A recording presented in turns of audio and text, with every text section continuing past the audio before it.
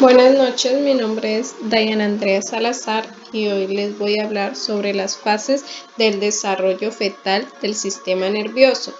Desde que el óvulo y espermatozoide forman el cigoto, la célula resultante de esta es un ser humano que comienza un proceso complejo. Desde que la nueva vida se pone en marcha, multitud de procesos orgánicos conducen a la constitución de su organismo. Hoy vamos a hablar del sistema nervioso y la formación del cerebro. Este proceso del desarrollo fetal del cerebro y resto del sistema nervioso se denomina morfogénesis del sistema nervioso y es un proceso que se inicia relativamente temprano, tan solo a las 3 semanas de haberse producido esa fecundación del óvulo por parte del espermatozoide. Primera fase del desarrollo fetal del sistema nervioso es la formación del tejido precursor. De cigoto a morula. Desde que el cigoto se constituye a partir de la función de los gametos de ambos progenitores, se inicia un proceso de división celular que llevará al aumento del número de células en este ser. Estas células primigenias se denominan blastomeros o blastocitos y son células que poseen una característica fundamental para el inicio de la vida. Son células pluripotenciales, es decir, células capaces de convertirse en cualquier tipo de célula, capaces de diferenciarse durante el resto del proceso para formar los diferentes tipos de tejido que forman al ser humano.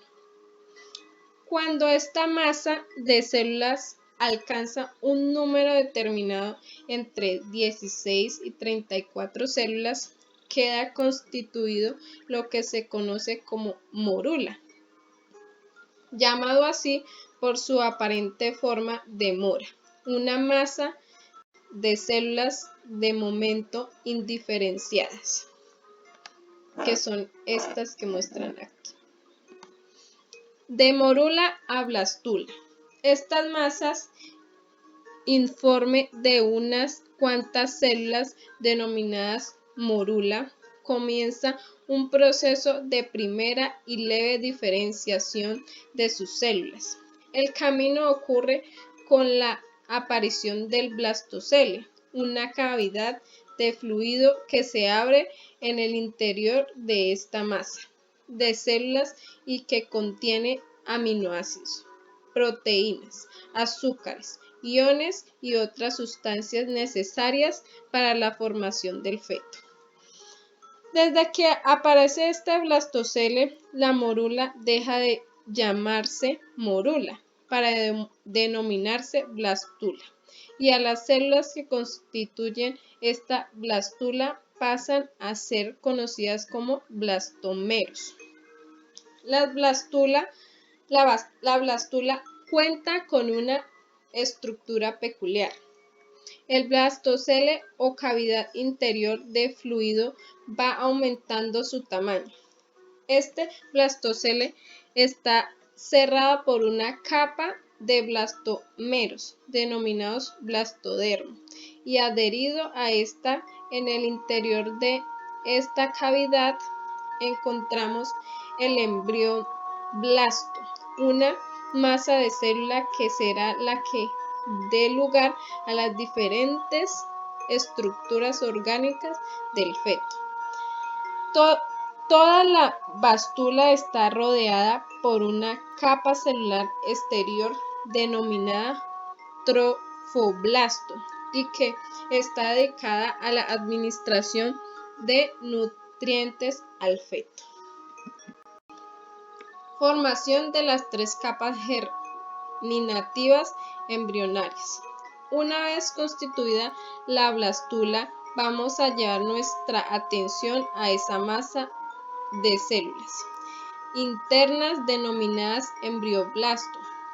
En esta fase, esta masa va a constituirse en 3 capas: endodermo, mesodermo y ectodermo, cuando hasta ahora solo contaba con 2, el endodermo primitivo o el endodermo primitivo, formando una especie de disco.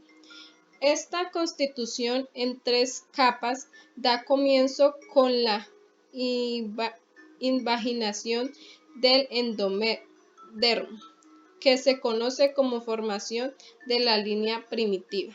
Esta invaginación en el endodermo implica la entrada masiva de células entre el ectodermo y el endodermo, constituyéndose así la tercera capa, la intermedia o tesodermo. Por fin tenemos un embrión de 3 capas germinadas. La diferenciación de estas capas germinativas es de vital importancia, porque de cada una de ellas se formarán tejidos muy diferentes, que se muestran en esta imagen de aquí. Del endodermo, que significa que forma el sistema respiratorio, sistema digestivo y glándulas, entre otros. El del mesodermo se formarán el sistema cardiovascular, muscular, urinario, reproductor y parte de la piel, entre otros. Del ectodermo se forman partes de la piel, el que nos interesa más, el sistema nervioso. La segunda fase del desarrollo fetal del sistema nervioso es la diferenciación del tejido neuronal. En esta fase, el conjunto de células que forman el endodermo pasarán a quedar determinadas como futuras integrantes del sistema nervioso o como no integrantes. La asistente seleccionadora recibe el nombre de notocorda. La notocorda es una estructura que se forma a partir de otra capa germinativa embrionaria, el mesodermo. Esta notocorda es una estructura capaz de evitar una serie de señales orgánicas a la célula de su entorno. En este caso, el factor señalizador es conocido como Bone Morphogenetic Protein 4, una proteína cuya adhesión a una célula implica su constitución como célula epidérmica. De esto podemos decir que las células que se constituyen como células del sistema nervioso son aquellas que no reciben esta señal BMP4 mediante un conjunto de señales inhibidoras lanzadas por estas mismas células: cordina, nogina y polistatina.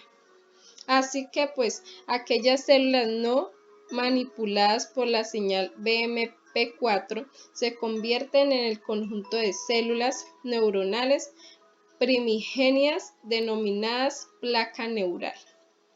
Este conjunto de células, también denominado neuroectodermo, se seguirá multiplicando, pero ya creando nuevas células ya diferenciadas como futuras participantes del sistema nervioso.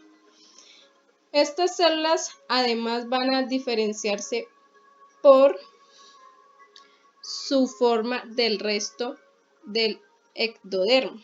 Nuestras células nerviosas principalmente presentan una peculiar forma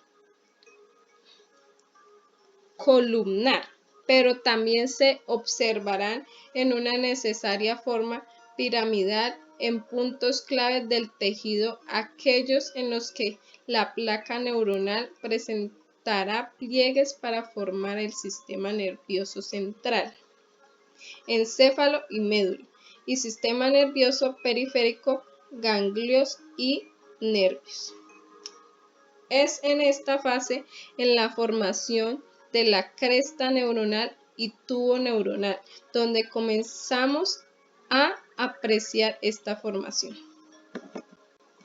Como hemos mencionado antes, ciertas células de la placa neuronal adquieren una forma principal mediante un proceso denominado constricción apical,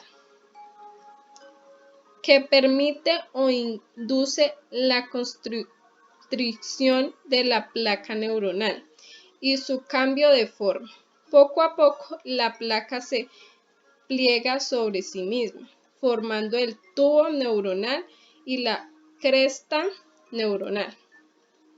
Este proceso dura varios días, unos 5, y al final de este tenemos ambas estructuras, tubo y cresta, bien formadas y dos aperturas del tubo en cada extremo, que reciben el nombre de neuroporos rostral o anterior, el que dará lugar al posterior desarrollo del cerebro, entre otras estructuras, y neuroporo caudal o posterior respectivamente. Ambos poros se cerrarán al cabo de los días si el desarrollo es correcto. El tubo neural se deriva del sistema nervioso central, mientras que de la cresta neuronal se deriva el sistema nervioso periférico. Aquí como muestra la imagen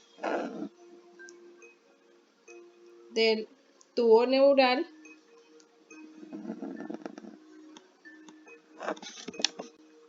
Tercera fase del desarrollo fetal del sistema nervioso.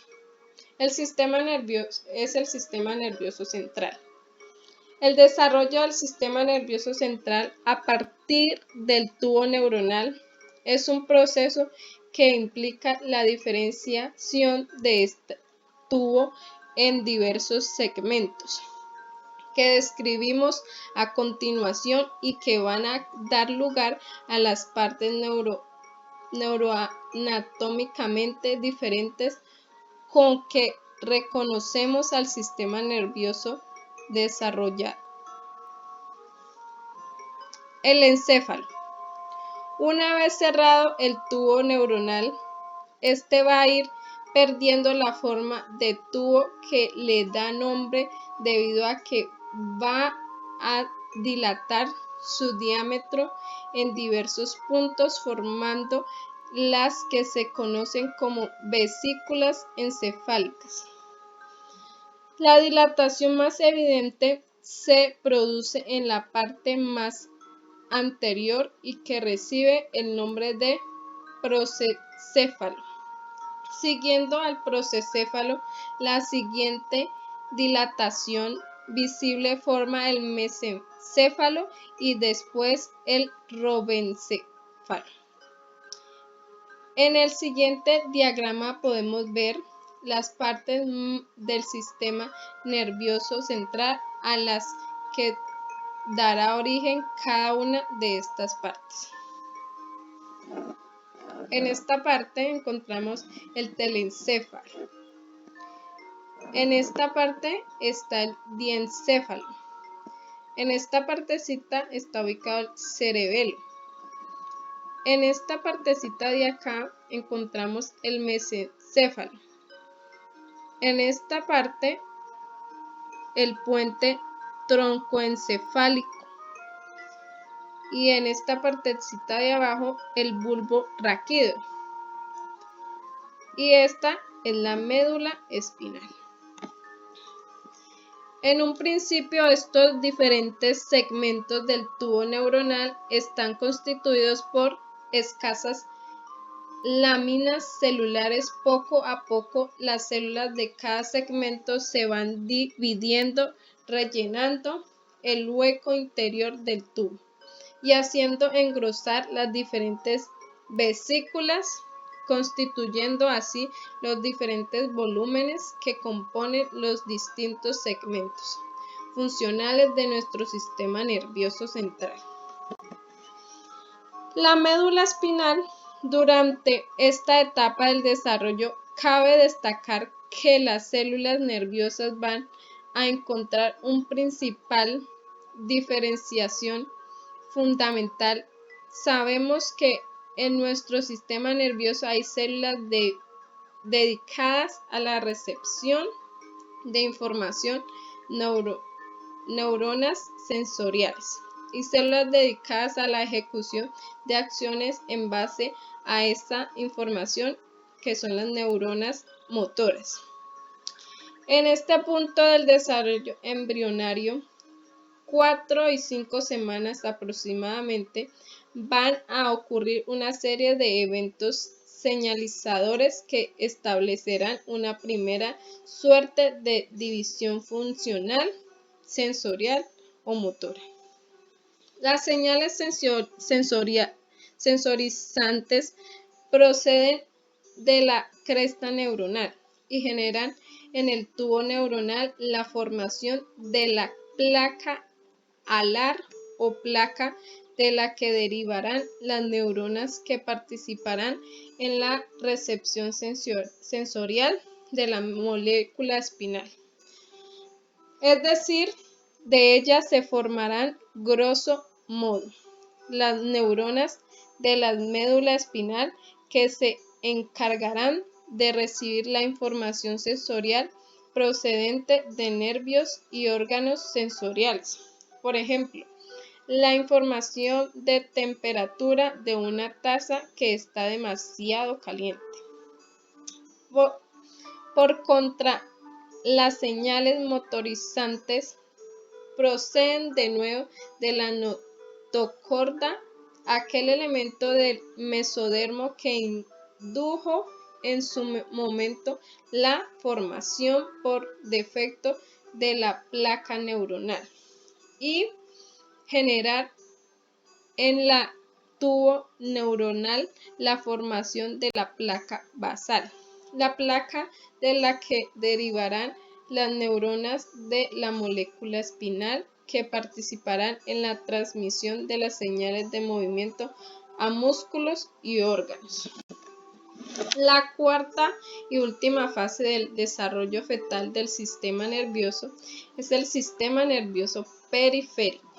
Aunque a esta la denominamos cuarta fase, ello no implica que esta parte del desarrollo fetal del sistema nervioso, el desarrollo del sistema nervioso periférico, suceda solo después del desarrollo primario y diferenciación del sistema nervioso central que acabamos de ver. Es un proceso que ocurre paralelamente. Este proceso además ocurre en estrecha interacción con el mesodermo. Recordamos de la descripción de la primera fase que de esta capa germinativa se desarrollaban, entre otros, los músculos esqueléticos, esto es, aquello que participan en el movimiento y locomoción.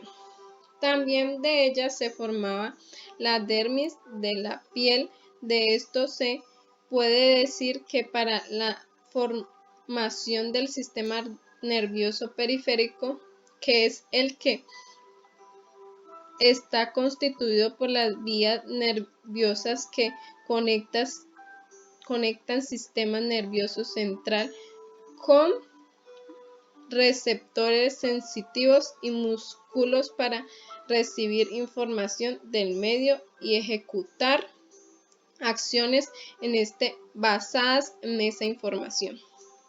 Debe existir una buena relación con el precursor de estos sistemas. Concretamente, el mesodermo y las estructuras precursoras de la musculatura esquelética que alberga denominadas somitas que se encuentran en esta parte.